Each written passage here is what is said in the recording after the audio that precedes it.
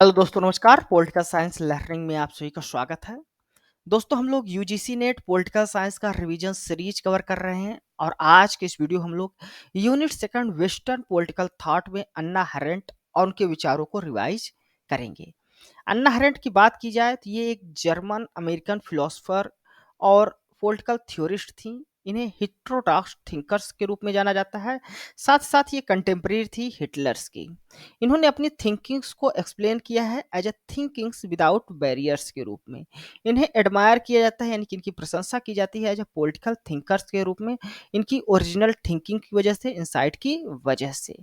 यदि इनके measures work की बात की जाए तो इसमें आता है द ओरिजिन ऑफ टोटलिटेरियनिज्म जो 1951 में पब्लिश होता है, द ह्यूमन कंडीशन इनका 1958 में पब्लिश होता है, ऑन रेवोल्यूशन से इनका वर्क 1963 में पब्लिश होता है, Eichmann in Jerusalem, a report on penalty of evils इनका 1963 में पब्लिश होता है, ऑन वायलेंस इनका 1970 में पब्लिश होता है, द लाइफ ऑफ माइंड इनका 1977 में पब्लिश होता है।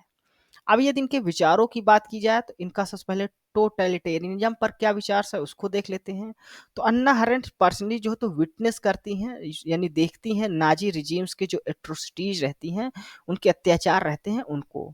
अरेंट एम्प्लाई करती है फिनोमोलॉजी मेथोडोलॉजी को टोटलिटेरियनिज्म को स्टडी करने के लिए, एक्सप्लेन करने के लिए। वो कहती हैं कि जो टोटलिटेरियनिज्म होता है ये एक पॉलिटिकल सिस्टम मात्र नहीं होता बल्कि ये लाइव्ड एक्सपीरियंस होता है फियर का, सप्रेशंस का और लॉस ऑफ इंडिविजुअलिटी का।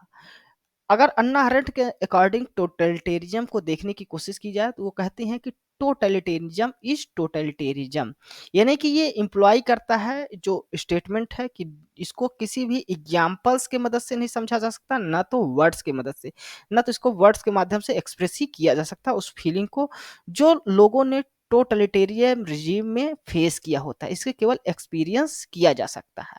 वो कहती हैं अगर अंडरस्टैंड करना है टोटलिटेरिज्म को तो एक व्यक्ति को ज्यूज होना होगा, वो भी जर्मनी में हिटलर का जो शासन था, रूल था उनके दौरान। जबकि अन्ना अरेंट इसको एक्सप्लेन करने की कोशिश करती है, कहती है कि जो टोटलिटेरिज्म होता है ये एक प्रकार का rain of terror of violence होता है। वो बताती हैं कैरेक्टरिस्टिक टोटलिटेरियन स्टेट्स की, कहती हैं कि जो टोटलिटेरियन स्टेट्स होते हैं वो रूल करते हैं वायलेंस के द्वारा। उनका मानना है कि कोई भी ऐसा एग्जाम्पल्स हमको हिस्ट्री में नहीं दिखाई देता जिस स्केल का वायलेंस हिटलर और स्टालिन के शासन के दौरान देखने को मिलता है। टोटलिटेरियन जो स्टेट्स होते हैं वो केवल एक्शंस या स्पीच को कंट्रोल नहीं करते लोगों के, बल्कि ये ट्राई करते हैं कंट्रोल करने के लिए सोल, लोगों की जो आत्मा है यानी जो थिंकिंग्स है, रेशनल थिंकिंग, उसको भी कंट्रोल करने की कोशिश करते हैं। उनका मानना है कि अदर जो अथॉरिटेरियन रिजीम्स होते हैं वहाँ पर वायलेंस जो होता है वो मीन्स टू एंड्स होता है, यानी वायलेंस के थ्रू उसको एंड्स खत्म हो, यानी वायलेंस वहाँ पर समाप्त हो जाता है। लेकिन जो टोटलिटेरियन स्टेट होते हैं वहाँ पर वायलेंस जो है तो अपने आप में एंड्स होता है, यानी वो समाप्त नहीं होता। उनका मानना है कि जो फाउंडेशंस होता है टोटलिटेरियन स्टेट का वो टेरर पर होता है। टेरर को जस्टिफाई किया जाता है यूज ऑफ आइडियोलॉजी के माध्यम से, यानी कि जो टेरर और आइडियोलॉजी है ये टू इंस्ट्रूमेंट्स होते हैं एक टोटलिटेरियन स्टेट्स के। फिर इनका थ्योरी ऑफ एक्शंस आता है। अन्ना हैरेंट अपनी जो थ्योरी ऑफ एक्शंस है उसको अपनी पुस्तक द ह्यूमन कंडीशंस में देती हैं। इसके लिए भी वो फिनोमेनोलॉजिकल जो अप्रोच है उसको एक्सप्लेन करने के लिए थ्योरी ऑफ एक्शंस को इस्तेमाल करती हैं। वो ह्यूमन एक्टिविटीज को दो ब्रॉड कैटेगरीज में डिवाइड करती हैं। एक को एक्शंस बताती हैं जिसे वीटा एक्टिवा कहा जाता है, इसमें लेबर आता है, वर्क आता है और एक्शंस आता है। और दूसरा है थिंकिंग्स जिसको वीटा कंटेम्पलेटिवा कहा जाता है। तो अन्ना हरेंट्स के अनुसार जो एक्शंस है वो ज़्यादा इंपॉर्टेंट है थिंकिंग से, यानी पहला जो एक्शंस है, पहला ब्रॉड कैटेगरी जो एक्शंस है वो थिंकिंग या कंटेम्पलेटिवा से ज़्यादा इंपॉर्टेंट है। वो कहती हैं कि जो हायरार्की ऑफ एक्शंस होता है उसमें लेबर सबसे लीस्ट इंपॉर्टेंट एक्शंस होता है, जबकि जो एक्शंस होता है व्यक्ति का वो हाईएस्ट होता है इस हायरार्किकल ऑर्डर में। तो अब इनके लेबर, वर्क और एक्शंस को समझ लेते हैं। तो लेबर क्या होता है? लेबर वह एक्शंस होता है जो परफॉर्म किया जाता है इंडिविजुअल्स के द्वारा अपनी बेसिक नीड्स को फुलफिल करने के लिए। यहाँ पर मैन को अपने पर कोई कंट्रोल नहीं होता। कहती हैं there is no freedom for man in this sphere. इस स्फीयर में यानी लेबर जब करता है तो उसके पास कोई भी फ्रीडम नहीं होती। क्योंकि जो ऑल एनिमल्स होते हैं वो इस एक्शंस को परफॉर्म करते हैं। इस स्टेज में जो मैन है वो एनिमल लेबरन होता है। दूसरा आता है वर्क। वर्क जो है तो सेकंड प्लेस में आता है।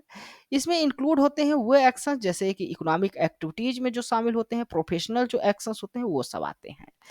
इस एक्शंस के अनुसार अकॉर्डिंग टू अन्ना हरेंट के अनुसार इस एक्शंस में मैन जो है तो विल्ड करता है वर्ल्ड को। जहां पर मैन अपने जो वो इस एक्शंस को परफॉर्म करता है, इसके द्वारा वो वर्ल्ड को as a place worth living बनाता है, यानी जहां ह्यूमंस के रहने लायक एक वर्ल्ड को बनाता है, प्लैनेट्स को बनाता है। यहाँ पर मैन होमो फेबर होता है, यहाँ पर केवल पार्सली फ्री होता है ह्यूमन। फिर एक्सस आता है, इसको मोस्ट इंपॉर्टेंट एक्सस बताती है अन्ना हरेंट। उनका मानना है कि ओनली ह्यूमन परफॉर्म्स, जो ह्यूमंस होते हैं वही परफॉर्म कर सकते हैं। यहाँ पर स्फीयर होता है कंप्लीट फ्रीडम्स का, यहाँ पर लोगों को कंप्लीट फ्रीडम्स होती है। यहाँ पर लोग पार्टिसिपेशन करते हैं पॉलिटिक्स या पॉलिटिकल जो एक्शंस होते हैं उसमें। व्हेन मैन परफॉर्म पॉलिटिकल, उनका मानना है कि जब मैन परफॉर्म करता है पॉलिटिकल एक्शंस को तो अचीव करता है ह्यूमन कंडीशंस को। उनका कहना है कि आफ्टर ऑल मैन इज जू पॉलिटिकोन, यानी कि मैन क्या है, एक राजनीतिक प्राणी है। फिर इनके कॉन्सेप्ट ऑफ पावर्स को समझ लेते हैं। तो अन्ना हरेंट कॉन्सेप्ट ऑफ पावर्स को एनालिसिस करने के लिए फिनोमोलॉजिकल अप्रोच का ही इस्तेमाल करती हैं। वो डिस्टिंक्शंस बताती है जो between the power and other term, जो पावर्स के लिए जनरली अंडरस्टूड किए जाते हैं या पावर्स को दिखाने के लिए इस्तेमाल किया जाता है। वो कहते हैं कि डिफरेंस होता है पावर और स्ट्रेंथ में। उनके अनुसार जो स्ट्रेंथ है वो कैरेक्टरिस्टिक होती है इंडिविजुअल्स की, जबकि पावर जो है वो एसोसिएट करता है कलेक्टिविटी से, यानी कि ग्रुप में पाया जाता है, पावर्स लोगों के समूह में पाया जाता है। फिर वो डिफरेंस बताती है पावर और वायलेंस फोर्स पर। उनके अनुसार जो फोर्स होता है वो एक नेचुरल फिनोमिना है, नेचर्स के पास फोर्स होता है, बल होता है, जबकि जो पावर्स है उनको वो सोशल फिनोमिना बताती हैं। इसी प्रकार वो डिफरेंस करती हैं पावर और वायलेंस में। उनका मानना है कि जो वायलेंस है वो एसोसिएट करता है स्टेट और अथॉरिटी से, जबकि जो पावर्स है वो बिलोंग करता है पीपल से या लोगों से, सिविल सोसाइटी से। वो फीचर्स बताती हैं पावर्स के, कहते हैं पहला तो ये बिलोंग करता है वर्ल्ड ऑफ ह्यूमन से। दूसरा, ये इसको इंडिविजुअल्स के द्वारा पजेस नहीं किया जाता, ये ग्रुप में पाया जाता है। और पावर सुई जनरस होता है, यानी अपने आप अपीयर्स होता है। उनका मानना है कि पावर इमर्ज तब होता है जब लोग एक साथ आते हैं, एक ग्रुप बनाते हैं, और वो वैनिश हो जाता है जब लोग पुनः से अपने प्राइवेट स्फीयर में, अपने प्राइवेट जो लाइफ है उसमें लौट जाते हैं। उनके अनुसार पावर जो है तो acting in concert with each other, यानी जो एक दूसरे के सहयोग में ही पावर कार्य करता है। वो एडवोकेट करती है necessity of the participation in civil या सिविक अफेयर में, यानी सिविल या सिविल अफेयर में लोगों को पार्टिसिपेट करना चाहिए ताकि वो अथॉरिटेरियन या टोटलिटेरियन जो ट्रेंड्स है उसको चेक कर सके, उसको रोक सके। फिर इनके कॉन्सेप्ट ऑफ पॉलिटिकल को समझ लेते हैं। इनका जो कॉन्सेप्ट ऑफ पॉलिटिकल है वो कॉन्सेप्ट ऑफ पावर और थ्योरी ऑफ एक्शंस में है। अन्ना हरेंट के अकॉर्डिंग मैन जू पॉलिटिकॉन है, इसलिए जो मोस्ट इंपॉर्टेंट एक्शंस होता है वो है पॉलिटिकल एक्शंस होता है, जहां पर ट्रू ह्यूमन कंडीशंस को ह्यूमन इंडिविजुअल्स फील करता है। उनके अनुसार जो पावर और पॉलिटिक्स है वो नॉन कन्वेंशनल व्यू देती हैं। कन्वेंशनल जो व्यू है, नॉन कन्वेंशनल पावर और पॉलिटिक्स का वो रखती हैं। वो सजेस्ट करती हैं जो पावर और पॉलिटिक्स है ये सिविल सोसाइटी से बिलोंग करती है। वो कहती हैं कि पावर इज एम्पावरमेंट, पावर अपने आप में एम्पावरमेंट है, जहां पर लोग एक साथ एक दूसरे का सहयोग करते हैं और एक दूसरे के सहयोग में ही पावर होता है। वो कहते हैं कि जो पॉलिटिकल कम्युनिटी होती है वो realm of action par excellence होता है। यहाँ ये पॉलिटिक्स वहाँ होती है जहाँ पर सिटीजन एक्टिवली रूप से कमिटेड होते हैं पॉलिटिकल वे ऑफ लाइफ के लिए। इसलिए जो पॉलिटिक्स है वो बेस्ट सीन होती है तब जब ह्यूमंस परफॉर्म करता है एक्शंस को, यानी फॉर्म ऑफ एक्शंस के रूप में पॉलिटिक्स हमको सबसे बेस्ट दिखाई देती है। फिर इनके रिवोल्यूशंस पर लेकर क्या विचार है उसको देख लेते हैं। तो अन्ना हरेंट क्रिटिसाइज करती हैं वायलेंट रिवोल्यूशंस को, जो सजेस्ट किया जाता है कार्ल मार्क्स के द्वारा। वो सपोर्ट करती हैं पीसफुल रिवोल्यूशंस को। अन्ना हरेंट के अनुसार रिवोल्यूशंस केवल material about the change in material, revolutions केवल मटेरियल चेंज के बारे में नहीं है, बल्कि रियल जो रिवोल्यूशंस होता है वो मेंटल रिवोल्यूशंस होता है। वो कंपेयर करती हैं अमेरिकन और फ्रेंच रिवोल्यूशंस को। उनके अनुसार जो अमेरिकन रिवोल्यूशंस है वो बेटर एग्जाम्पल है रिवोल्यूशंस का, बिकॉज जो यहाँ पर सिविक फ्रीडम्स की बात की जाती है लोगों की, जबकि जो फ्रेंच रिवोल्यूशंस है ये केवल सोशल और इकोनॉमिक जो क्वेश्चंस थे उसी से डील करता है, ये निगलेक्ट कर देता है जो सिविक फ्रीडम है उसको। उनके अनुसार रिवोल्यूशंस को लीड करना चाहिए सिविक फ्रीडम से, यानी जो पॉलिटिकल क्वेश्चंस है उसको उसको डील करना चाहिए रिवोल्यूशंस को।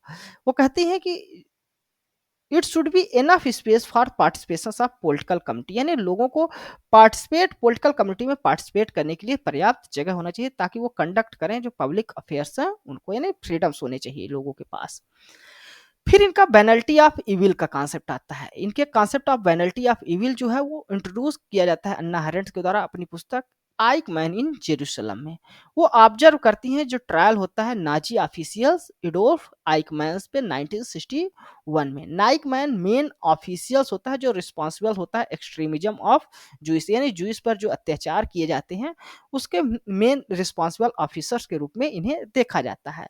अन्ना हरेंट स्ट्रक करती हैं इस मतलब कंक्लूजन पे पहुंचती हैं कि जो आइक मैन था वो मोस्टर फिगर्स नहीं था, वो अत्याचारी व्यक्ति नहीं था, बल्कि वो एक ऑर्डिनरी ब्यूरोक्रेट था जो कमिटेड था ग्रेव क्राइम करने के लिए बाय सिंपली फॉलोइंग ऑर्डर्स, यानी ऑर्डर्स को वो फॉलो कर रहा था विदाउट मोरल रिफ्लेक्शंस, अपनी थिंकिंग का इस्तेमाल नहीं कर रहा था। जो स्टेट्स या अथॉरिटी से उनको ऑर्डर मिल रहे थे उसी को केवल वो फॉलो कर रहा था आइक मैन।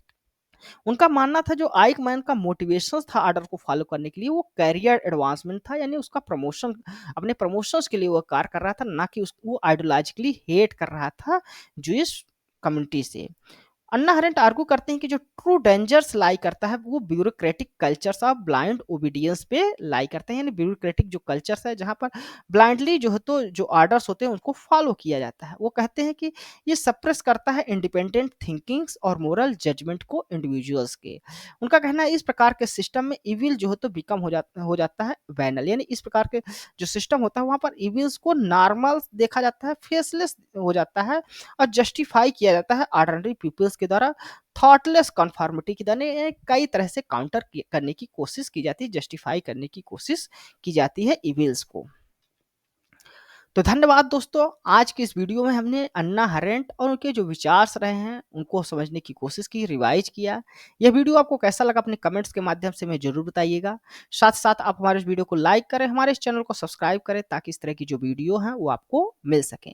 इसके अलावा आप हमारे पॉलिटिकल नेटवर्क टेलीग्राम चैनल्स को भी ज्वाइन कर सकते हैं जहाँ पर हमारे डेली MCQs कराते हैं और हमारे सभी लेक्चर्स की PDF भी आपको वहाँ पर प्रोवाइड की जाती है जिसका बेनिफिट्स आपको एग्जाम्स में जरूर मिलेगा।